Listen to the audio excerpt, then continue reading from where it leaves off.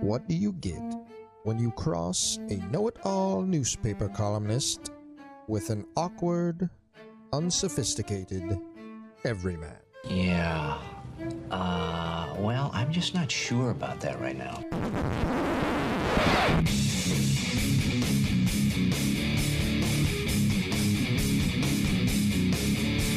Welcome to Couch and the Rube.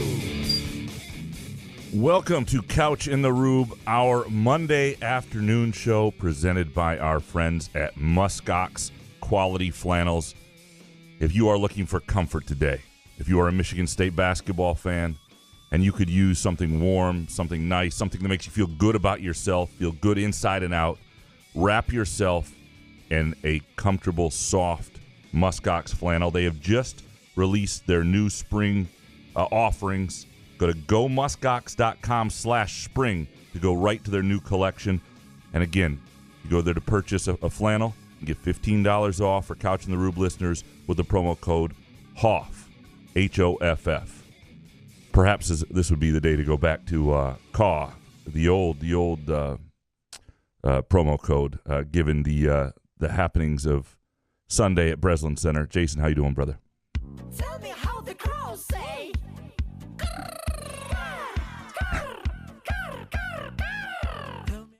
Hey, man. What's up? How are you? Caw's back, yeah. Yeah. It's unfortunate it's back. Why do I watch sports? Are we sure we know why? You're not alone. My heart broken here. Yeah, this Hallmark movies always end well. The best thing about Hallmark movies, if you're looking to change out of sports completely, you don't even need to watch the whole thing. After you've watched a few, you get the pace and the pattern.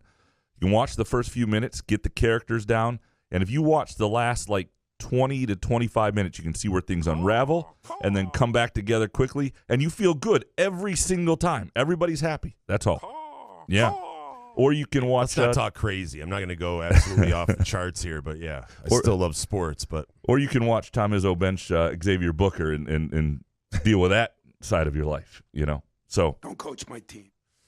I have a feeling there's going to be a couple people coaching Tom's team today. Oh, yeah. Tom's getting coached. And you know what? And we'll start here with my first hot take. He deserves it.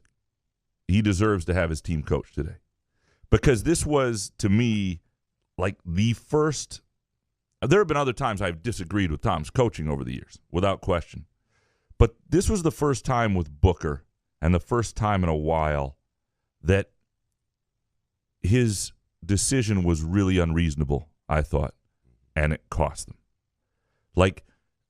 I understand that Xavier Booker might not do everything perfectly yet, that there are things he may not do in terms of defending ball screens, and that's an important tenet of Izzo's program. There's no question about it.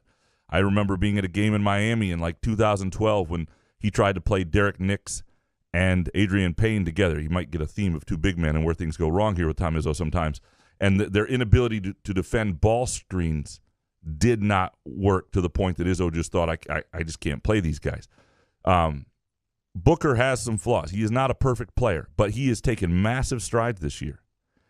And I thought what made yesterday so much worse in a lot of ways for Izzo and for the program is not that they not only didn't play Xavier Booker for the final 15 minutes after he played 17 of the first 25, but that you thought he had made enough progress to start. It was like Christmas morning for every MSU basketball fan at the beginning of the game, and by the end, it was like the worst Christmas ever. And you thought he made enough progress. You liked the matchup. He played, I thought, well enough. You're up 10, 12 points, and they didn't go back to him once, not in offense-defense situations. There were so many times where it would have made sense. And they went with a two big-man lineup for a while in the middle of the second half with Jackson Kohler and Carson Cooper with Cohen Carr, who doesn't give you a whole lot offensively in terms of shooting or ball handling or anything like that or creating himself. And that lineup, you could just see things start to stagnate. And you could see where things went south, and Ohio State got its mojo a little bit. Michigan State lost his, and from then they were in a fight. And then he felt most comfortable with Sissoko out there.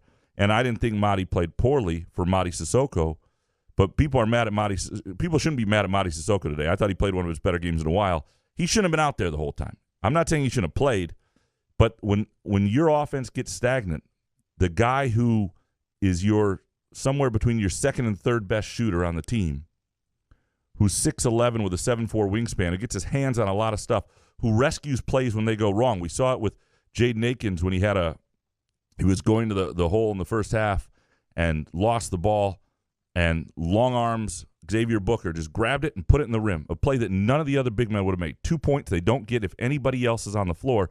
And shortly after that, I see a conversation between Akins and Hogard where they're saying, and I think they were talking about Booker, something to the effect of, this is what I'm talking about. Like the idea that this is what he provides them.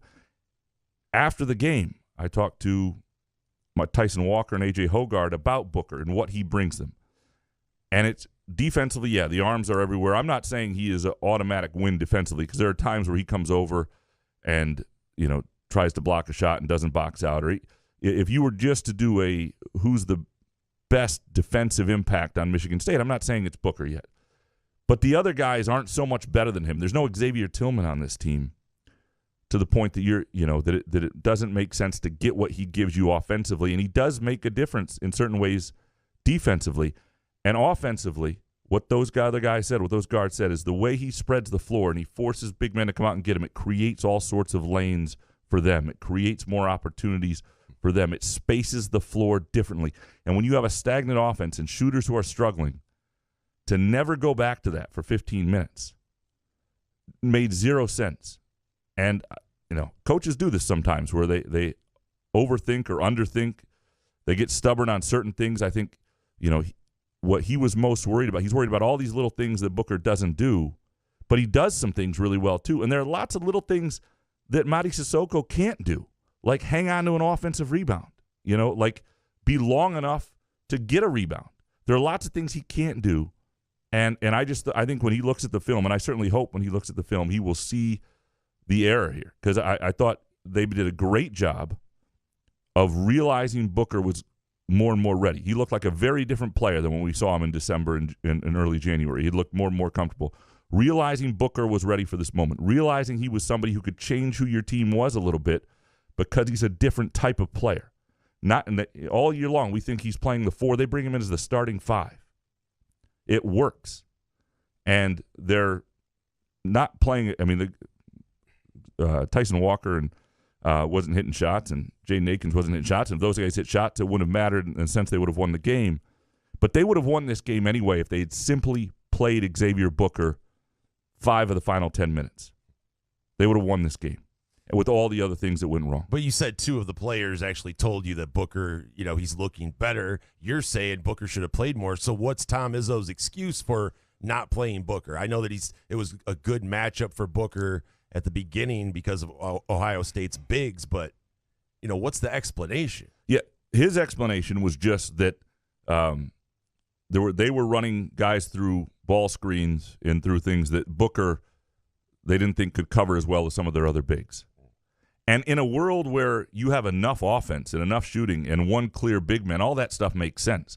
In Xavier Tillman's world as your big man, even if Booker gives you some things offensively that Tillman doesn't, that all makes sense because that guy could cover a ball screen like crazy. And you had enough. And if your offense was rolling, and look, if they had gone away from Booker and the game had stayed in their favor or increased in their favor because of other things, that is fine. But the game state changed without him. And the weird thing is, and I understand the thing by starting a different guy this late in the year at center is it changes a lot of rotations, and there are some things they're going to have to figure out. But they should know by now that the only 2 big lineups that really work for you are when Booker is one of them. And ideally, Booker and Kohler, that to me has been at times the best 2 big lineup that we've seen in short bits. And so then when you had Kohler out there with Cooper, it really just didn't work. And John Beilein said it on Big Ten Network that you can be too big. It's something that Izzo has, I think, at times struggled with in his career in terms of playing time and wanting to be a better rebounding team and lots of reasons for doing it. But if you go back to another team that I think underachieved its abilities. 2017-18, team that won 30 games that he still thinks should have won a national title more than other teams that I think should have that he's had. Miles Bridges' sophomore year, when because of the injuries the year before to Gavin Schilling and Ben Carter and those guys came back, he played too many bigs all the time. He had Tillman, Nick Ward. He had those two guys. He moved Miles Bridges down to the wing when he was a better four in college. The ball was too often in his hands and not in Cassius Winston's. And that team, 30 wins, very good team, didn't maximize who it was. Jaren Jackson was on that team. I mean, that team was loaded with big men, almost too many big guys. And now he's got a situation where he doesn't have great big men, but he's got a lot of them that don't separate themselves, and he's trying to figure out how to get them all on the floor. And he wants to be a better rebounding team, I think. And so he's still trying to figure it out. I just think this was a decision in the second half that just made no sense. And there were lots of other reasons they lose this game. They lost this game because a group of veterans, three 23-year-olds in the starting lineup and a guy who turned 21 yesterday as a junior, couldn't do enough late. Like they didn't have enough. Just wasn't enough to them. And Tyson Walker had an awful shooting day. He didn't look great. But you can help them when the offense is doing nothing by when you score 7 points in the final 11 minutes and you've got a guy who helps your offense sitting on the bench who started the game. It's not like this was even 2 weeks ago where we hadn't seen much of him, and that suggestion would have seemed, why not? Don't you go to Booker? And there would have been an argument, well, he wasn't ready, and everybody said, okay, well, maybe he's not. It sucks for the 24/7 ratings and rivals people who said, he was more further along, but nonetheless, he's not ready. That is what it is. He was ready. We all saw it with our own eyes. We saw them be a better basketball team with Xavier Booker than they were without him. And while individually he may not do some things, they were better with him. They would have won the game if he had played some late, I truly believe. And I will be curious, and Izzo's going to be defensive about this, I think, but when Izzo has his press conference this week, I'm guessing Tuesday or whenever, I will be curious to see when he watches the tape if he can acknowledge that. He talks about taking some accountability, and if he does, this doesn't have to be the end of everything. This can still be a launching point where you have found something that invigorates your season, that changes who you are, that gives you a better chance. The problem is you did it at the expense by losing this game at Ohio State. The odds that you're going to be anything better than an 8 seed right now are really slim. And because of that, the road, even if you find something, is going to be really hard. And right now, I don't think a lot of people have faith that they're going to find that road. And part of it's not just the roster shortcomings, but it is now also Izzo's decisions on who to play, because what seemed obvious to him was not. But you really think that he'll get offensive on the Booker topic, though? Because I don't think Tom should be defensive about that. Because everybody's calling it out, right? Everybody knows. Anybody that knows ball is saying that Booker should have played more. So I don't know. The thing that was interesting, too, is so in the postgame press conference, you get a game that ends on a last-second shot that Michigan State once led and then lose. You want to talk about a quick takes disaster for me. I mean, it was just holy. Yeah, that's right. It's a recipe for disaster. It was a mess. And so I hadn't even finished them early in the press conference. The Ohio State coach is talking, and even he said without Booker, it got easier to throw the ball in there, and that's partly because Booker's long arms are everywhere, right? He gets in the way of things. And then Izzo's talking. I was trying to pay attention to him and finish the quick takes because one of those nightmares of a day. And so I had a sense of really what I thought. But it wasn't until I went back and watched the game again late last night and was updating the quick takes and putting some reaction there and further analysis. Crushing some tape last night? That I felt even more like it was worse than I thought. Like that mid-second half lineup just crippled them. And, maybe Tyson Walker should hit some open shots, and maybe the guard should be better to deal with it. But right now, you cannot play Cohen Carr, Carson Cooper, and a big man and another center. Sissoko. And it was Kohler was in there, and Kohler does give you some other things offensively around two guards and who aren't hitting shots. And it was it was a mess. Yeah. So anyway, that is we're going to get into a lot of this today. I'm sure. But that is my first hot take. What is yours? I'm sure that there's a lot of takes that are saying that Izzo's washed or Izzo should retire, but I don't know if I'm there. And there's a name that you haven't really mentioned yet, Graham, and that's A.J. Hoggard. I mean, if you look at his stats from the last 5 games, I mean, yeah, he had 15 against Iowa, but he's been shooting poorly from the field. Where is the accountability for Hoggard? I don't want to absolve Tom from any of the blame. He deserves – what is that? Ooh. He deserves most of the blame. Yeah. Oh, sorry. He deserves most of the blame because, like you just mentioned, the Sissoko, Carr, Cooper lineup. I mean, is that a big FU to the fans? Like, what is the explanation for that? You're telling me it's not working with Booker, but you're going to trot that lineup out like that? But when you look at the game manager on the floor, I want to see Izzo next year with Jeremy Fears Jr. That's who I want to see. Because I just don't think – I think he's really disappointed in Hoggard, and there's no coming back from it sometimes when a coach is so disappointed in a leader that's supposed to be your leader. You have to think that Izzo would believe that AJ would be in a different position at this point in his career in a year like this at the end of February. Yeah, and, you know – I didn't think Hoggard. But I can't jump aboard the fire Tom Izzo. No, he's washed. Get rid of him. I just can't do it. No, and that's fair. I think because I think there's, first of all, he still hasn't missed a tournament yet, and there is maybe he should. Well, and there's some arguments about that coming in the hot takes. Might be hanging out with Chad Latz, my friend. I very well. I'll be Chad Latz's personal chauffeur for the next 6 months based on So we have something going for us. Yeah, so you got that. Yeah. We'll have to video that. That'll be fun. That'll be good for all of us. But I just noticed you didn't mention AJ's name in there, and I've been disappointed by him, but also, because I don't know how many assists you want him to average a game, but when you see the stat line is just kind of, and then, wearing your emotions on your sleeve like that, you see kind of like a give up kind of attitude from him sometimes. Well, and here's the thing. I didn't think he was that bad. I thought that when you have Akins and Walker going to combine 6 for 24 shooting, there are not a lot of assists to be had. But I'm talking about mentally, when you're getting your guys on the sideline during a timeout, when you're blowing a lead to fucking Ohio State at home, there's no doubt. Grab guys by the jersey. That's what I'm talking there's about. There's no doubt. It's not in the stat line. By the throat. Excuse me. I just lost my own. Excuse me. I forgot to do my voice exercises. Coach my team. But yeah, right. I think Izzo said after the game, some guys have to make some decisions here. Right. And he's not wrong in that sense. Like there is you should be able to beat a team that's lost 11 straight road games. I don't care if they're more talented than their record. I don't care if they just beat Purdue in what was a home game. We're talking about resting Tyson Walker in that game yesterday. Yeah, and so, but you ought to be able to beat that team even with Mady Sissoko on the floor. You ought to be able to maintain a lead. You ought to be able to keep some level of offense, even if your coaches put a couple big men on the floor that doesn't help you in a while. You ought to be able to maintain to a degree. And what you need is that grab your teammates by the throat and let's go. Right. And that was lacking. And that's an issue for this team. It's something that I don't think this team has.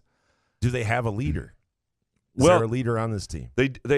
Yes, and unfortunately it's probably Davis Smith, who doesn't. He's their best leader. And then they have guys who lead in different ways. I think Malik Hall leads in different in certain ways, but they don't have what I think Fears could become. They don't have even what I think Trey Holloman will eventually be. And I think Trey Holloman is in a spot right now where, and he didn't play that well yesterday, although I thought, getting yelled at for a not great shot when there's not a whole lot else going offensively. I don't know what else is expected, but I think when he becomes an upperclassman, he will be a pretty good leader. I think there's good leadership coming on this roster. I just think they're in this in-between zone where the veterans aren't great at. They've got some really good attributes. They've got the capability to, beat great teams on a given day. And I still think this team, because of what we just saw with Booker, because of what we've seen at moments with them, can win a 1-8 game if they get the right matchup and all that stuff. But I think when you see the coach and the coaching staff not seem to react to what's happening on the floor, the same way everybody else is seeing it. And I understand coaches see things that we don't see. I 100% get that. And I understand there are probably things that Booker could have done that he didn't. And there are probably and plus minus itself, everybody's bringing up plus minus stats today. Plus minus is a flawed stat in a single game because it also depends on who you're on the floor with. And so that's not everything.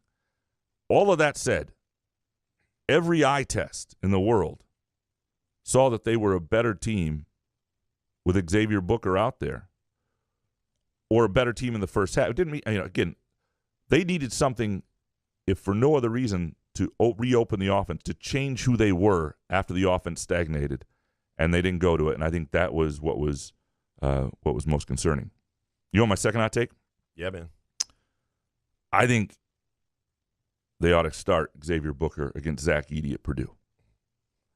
And but Izzo's so worried about his confidence going into certain games. This will be the test to me for Izzo, because the Izzo I know, the old school Izzo, will not do what I'm about to suggest. He'll think this is not a good matchup.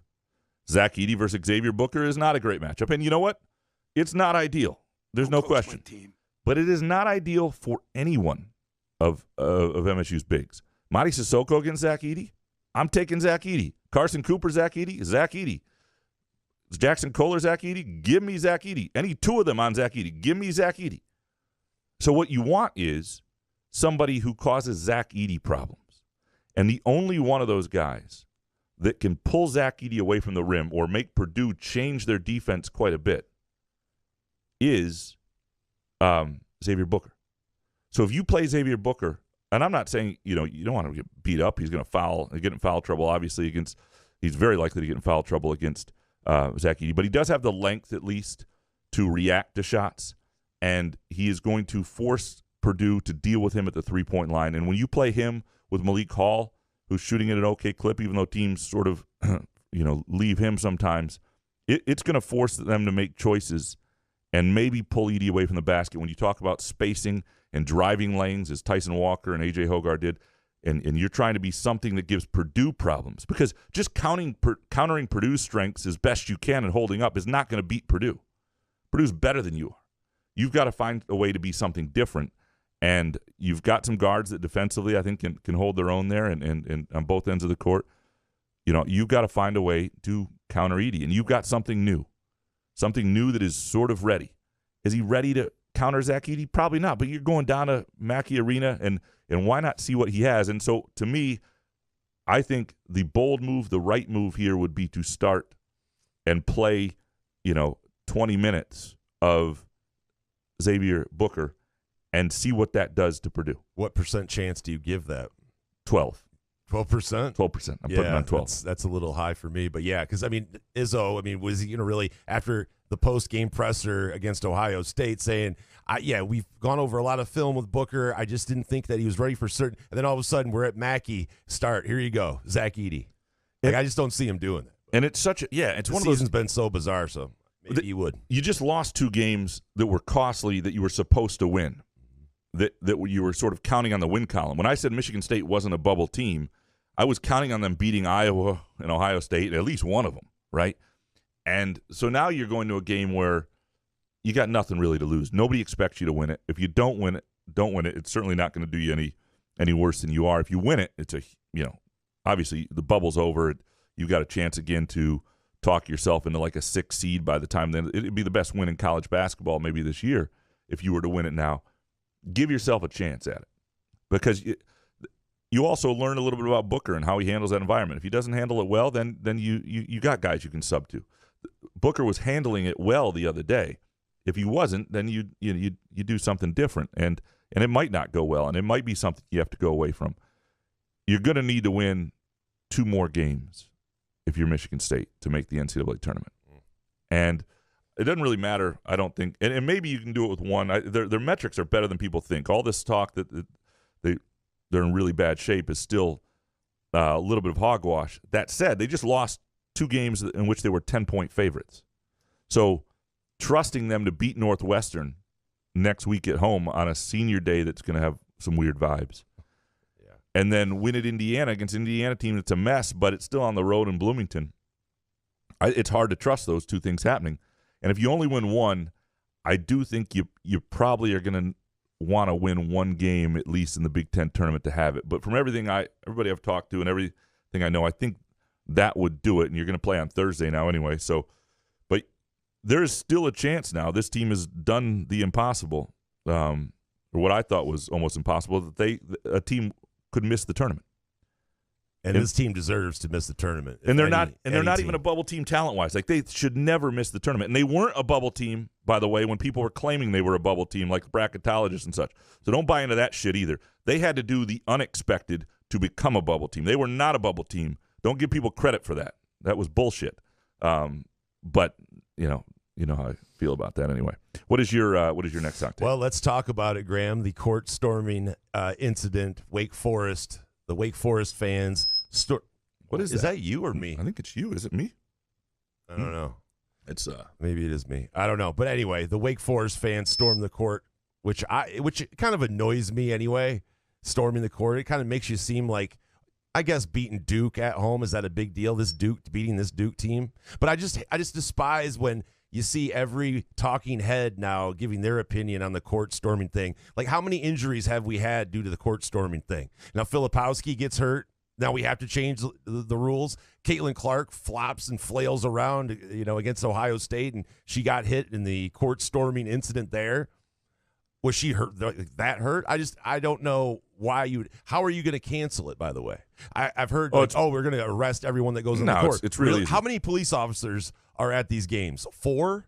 They're going to sit there and start nabbing people and taking them to jail. And court stormings, I think they are one of the most one of the best things that can happen to your program, to me, is somebody else storms the court after they beat you, because that says the best things about you. Like, to me, Michigan State basketball had truly arrived in 2001 when Indiana, which back then was really still Indiana in a lot of ways, stormed the court after beating number 1 ranked Michigan State, right? That's like Indiana, the Hoosiers, a blue blood, stormed the court after beating Tom Izzo's, plucky little program that just won a national title. But you know what I mean? Yeah. So I've always liked court stormings in that sense. I do get from Duke's perspective, 17 times this year, which is a joke because they've only lost a couple games, but that it happens more often, that it is dangerous. What you see with all these columns, this is why, again, I talk about the relevance of national writers sometimes. Everybody, they don't have anything to write about. They don't have a team. There's a court storming. I got a column for tomorrow, right? That's just what happens. It's like Jay Billis. He's going on Sports Center. That's what happens. Pick a team, cover a team, be relevant. But the beyond that, I think the easy way to get rid of it is you forfeit the game if people storm the court. If you do that, people will stop. People will stop. I would like to see that. I don't know that we're that far away from it. And that's the easiest way. If you knew your team forfeits if you storm it, so what, are players going to go tackle people if they start running on the court? We don't want to lose, man. Yeah. I mean, yeah, but that would do like a lot of people in one area that you just what can you do about it sometimes? Yeah, no, I don't know. It's a good question, but I think forfeiture would do it. Wow. My third hot take. Michigan State hockey is playing for a Big Ten championship this Friday and Saturday at Wisconsin. And you will probably not see it because it is on Big Ten Plus. Big Ten Plus is ass. The Big Ten has got to learn from this and start treating hockey not like a second-class sport. Because there's an easy fix. Make Big Ten hockey all on Peacock. Every game is on Peacock. Every hockey fan knows I'm going to have Peacock. I get all the games, and that would be one great way for that streaming service, for that niche audience, just sort of like MLS on Apple. It's all there, and every game would be there, and you wouldn't run into this situation. Because what has happened, and from my understanding, and I'm going to do a column on this week, they're stuck. They can't switch the Minnesota-Michigan game to Big Ten Plus, which is on Big Ten Network, and put the Michigan State Wisconsin series. And it has everything to do, I think, with building usage. The games are at Wisconsin, which has a men's basketball game earlier that day, Saturday, sorry. And so they have to switch the building over, and that locks them into certain time periods. Sunday, there's an MSU women's basketball game at Wisconsin. They use the same building, and because of this, there are some issues there. I think there's some things they can do this week. I think they ought to make Big Ten Plus free for the week. I think they ought to send a professional camera crew there so it's not like a student production. I think they ought to do their best. That costs money, though. Do your best to make amends for what you've screwed up. You have it's not just one team playing for the title. It is the conference title being decided by the two teams playing each other over 2 games. And especially that first game, Michigan State wins, that would ultimately decide it. That they've got to look for ways to fix this. What you do have to understand is they know, like, hockey does not rate that well. College hockey does not rate that well. It does not rate as well as Big Ten volleyball for them. In some corners, not as well as Big Ten wrestling. And that's something they've discovered over time, and that's why you've not seen the hockey package that I think we all thought would exist 10 years ago when Big Ten hockey began. And part of that, and I had a conversation with somebody who brought this up this week, and I hadn't thought of this. There are only 6, 7, if you count Notre Dame, Big Ten hockey teams. So you don't even get the residual effect of a whole league where, like with Big Ten volleyball, everybody's got a team. So if you follow Big Ten volleyball, and you're at Penn State or Michigan State and Nebraska's playing Wisconsin, you may watch that game because you're in that culture. A lot of these schools don't even have hockey. So they just don't care. So you're not even getting that audience at all. And so it lessens the audience, which doesn't do as well. But they've screwed this up. They need to fix it.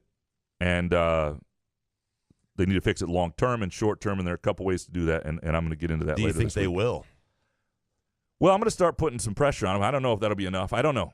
If they don't, I'll keep hammering them for it because, what's the right thing to do and what makes sense to – if you say you care about your student-athletes and your fans, then this is what you do. This isn't like if you don't do it, then you don't care. And that's a statement you're sending as well. So I do think they will try to remedy it to some degree to which they can to be more flexible in future years. And maybe that's not scheduling the last series of the year to be in buildings that are multi-use like Wisconsin is. If it was at Munn, this isn't an issue, right? At Munn, you find, okay, where's the TV slot that works?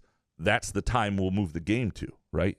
As it is, Michigan State's hockey game on Saturday is right up against Michigan State basketball against Purdue. It sucks. You can't even watch both at the same time. The whole thing is crap. Anyway, that is something to get into, but just be aware that is not going to change from my understanding this week. All right.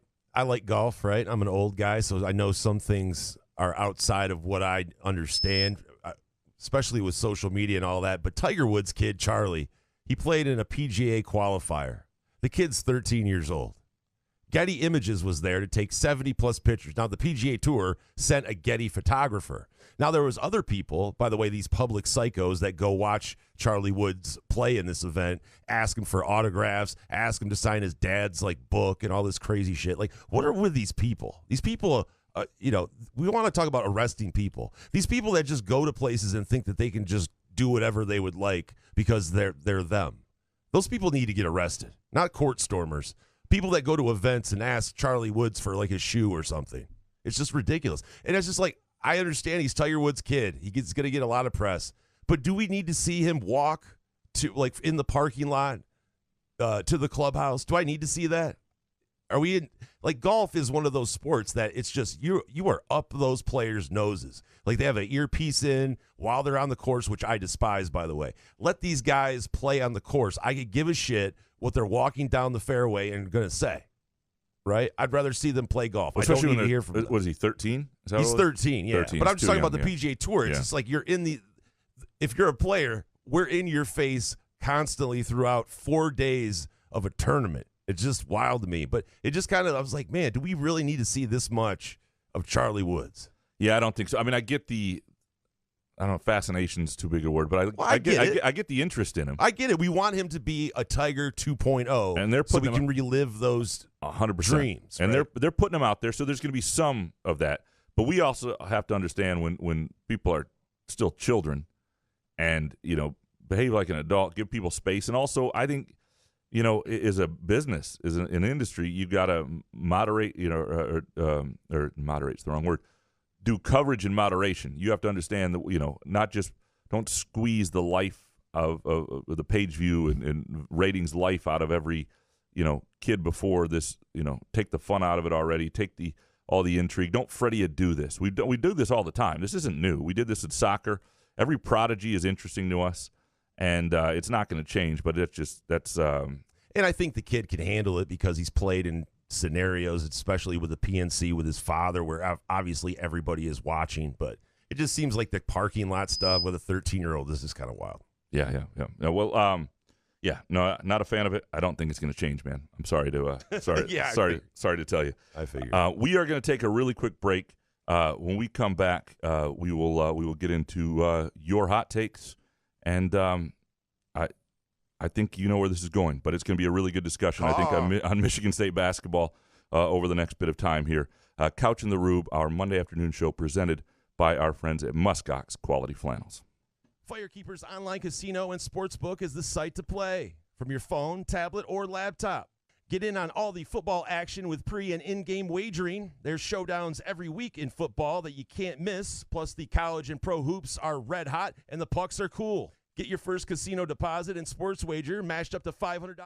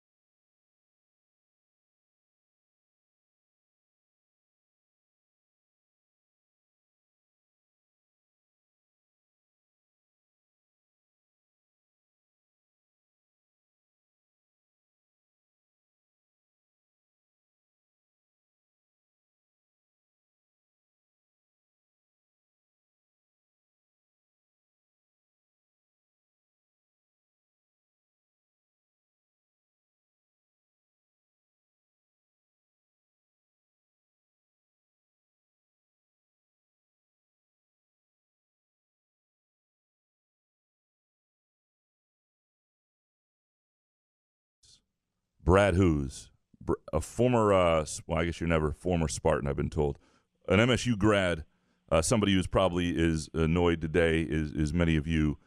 Brad, how you doing? Graham, I'm doing great, thanks. We've had some positives with Muskox, back-to-back, best overall flannel. So we're still happy. We're still happy at Muskox. Everything is good. Well, this is 2 years in a row that Gear Junkie rated you the best overall flannel out there. So people should know that. Like, it's not just us. It's everybody. Like, this people who rate flannels, who spend their days comparing flannels, have basically said that Muskox is it. right? One of one. That's right. Yeah. And those two people are not Jason and Graham either. It's probably worth noting, right? Yeah. We do not work for Gear Junkie. Yes, that is that is true. So yeah, no, we all right. What let's dig in a little on your three hot takes. All right. Well, I went with a back-to-back themes, right? That's all we can think about right now is back-to-back championships. So these are all back-to-back. So got some constraints. Well, the first one, let's get the negative out of the way. We all feel it. I went back because I thought I was going to have a more measured take. I looked at every single season where we had two consecutive losses, and I'm convinced this is the worst back-to-back losses of the Izzo era. So, I mean, last year we lost at Notre Dame and then against Northwestern, but that was in December, not so bad. And 21-22 lost to an average Ohio State team in March, and we lost to Michigan by 17, which stings. Going back to 2006, we lost to the Big Ten tournament team to an average Iowa team, but they won the Big Ten tournament. We lost to George Mason in the first round of the NCAA tournament, but they went to a Final Four. So I think this is the worst back-to-back losses of the Tom Izzo era. So that's my first hot take. Second one, turn a corner on positivity here. I like back-to-back wins in Madison this weekend for the Spartan hockey team. So I feel a sweep coming on in Madison. And my third hot take, and this is one I'd be interested in you and Jason's take too, is of the four big programs at MSU. So football, women and men's basketball, hockey. I think the next team to win back-to-back Big Ten championship teams is going to be Robin Freilich's women's basketball team. I mean, hockey's got it going on. Obviously, I said that in number 2, but they're going to be the hunted next year. And I think back-to-back Big Ten championships, I think the next of those four is going to happen with Robin's squad. Well, and Robin Freilich definitely has the pedigree based on what she did at Ashland and what she was building at Bowling Green. What's going to be interesting for her is she's, I think, maximizing to the nth degree this Michigan State roster, and that's all you can ask, right? They're playing an exciting brand of basketball. She's getting the most out of them, and they have some pretty talented players. They don't have enough size, really, I don't think, to make a great run. But after this year, they lose the bulk of that roster, and it'll be about how she can recruit and develop and all that stuff. So I will warn people, though, that while I think I wouldn't poo-poo that take, because I think there's a chance that I think she was a great hire, and I think there's a chance Michigan State basketball is really good under her. I don't think it'll happen next year. Like, I think there's a pretty good chance they're not a tournament team next year. They have D.D. Hageman back. They might have a couple, but that's not a lot. There's not a lot coming back, and they might take a step back for a moment. In terms of the worst loss, that's interesting, and people are feeling it today, feeling it's like the worst loss, the worst back-to-back losses. And I'm sure there are others that have felt this way. But first of all, it's two teams you were at home, 10-point favorite against. So that puts it out right there. Two teams that aren't expected to be in the NCAA tournament. Iowa still got a chance to do enough to finish and get there, which makes that a little different. But you might be right. And the fact that it's this late in the year after, in many of Izzo's seasons that have been struggles at times, have turned, the March run has sort of began, and you're talking February 25th. And then the dynamic that you start with so much hope and so much energy with Xavier Booker starting, and then you lose in part because you don't play him down the stretch. Like, you finally played him, and it worked, and you started him, and the world was ready to jump on board. Like, if they had won that game, if he puts Booker back in with 8 minutes to go, and plays him 5 of the final 8 minutes, and they win by 7 to 10 points, Tom Izzo today can do no wrong. He's found it again. Way to bring that guy along. I guess he knows what he's doing. Look at this now. Now they have a center who can help them at least, spread the floor a little bit, and he's a young guy, so you may take their lumps, but is there a chance there's something more than we realized before? The whole narrative is different. And what we're going to get into a lot of listener hot takes in a bit here, and it's going to be there's a lot of doubting Izzo, but I understand because it looks so obvious, right? When you're watching that yesterday, Brad, does it look obvious to you that what Booker gave them early is something he could have helped late? No. I'm a contrarian, though, Graham. Okay. I'm a contrarian. I feel like, and I need to look at the stats, but I felt like Ohio State was just dominating on the offensive boards when Booker was in there. Okay. He brought a lot to the table, and it's exciting.